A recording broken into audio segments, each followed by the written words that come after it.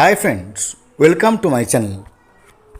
পিএফে বকেয়ার জরিমানা কমানোয় চিঠি কেন্দ্রকে। প্রভিডেন্ট ফান্ডের বা পিএফ বকেয়ার জরিমানা কমানোর প্রতিবাদে সরব হলো বিভিন্ন ট্রেড ইউনিয়ন। ইতিমধ্যেই কেন্দ্রীয় শ্রমমন্ত্রীকে চিঠি দিয়েছে তাদের একাংশ।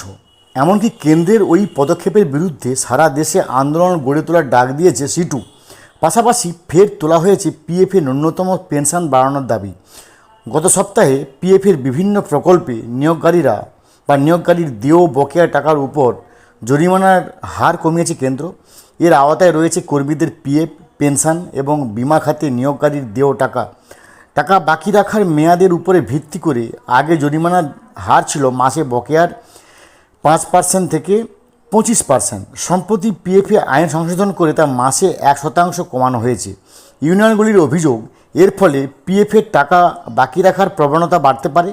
বিশেষত যারা ইচ্ছে করে বকেয়া রাখে তারা সুবিধা পাবে। এতে পিএফের সদস্যদের স্বার্থ হানি হতে পারে বলে মোদী সরকারের বিরুদ্ধে তোপ দেখেছে ইউনিয়নগুলি। বিবৃতিতে সিটু বলেছে, কেন্দ্রে তৃতীয়বার সরকার গঠনের শপথ নিয়ে এনডিএ সরকার মালিকদের স্বার্থ রক্ষার জন্য পদক্ষেপ করতে সমনষ্ট করেন। তাদের এই সিদ্ধান্তে ক্ষুণ্ণ হবে শ্রমিক স্বার্থ।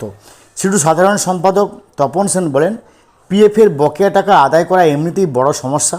তার উপরে জরিমানা কমানোয় বিশেষত এক শ্রেণীর অসাধু নিয়োগকারীর মধ্যে পিএফের টাকা মেটানোর ক্ষেত্রে গাফিলতি বাড়বে বলেই আশঙ্কা। এতে শুধু পিএফ সদস্যদেরই নয়, পিএফ সংস্থারও ক্ষতি হবে বলে ধারণা। তাই কেন্দ্রের বিজ্ঞপ্তি অবিলম্বে তোলার দাবি করেছে।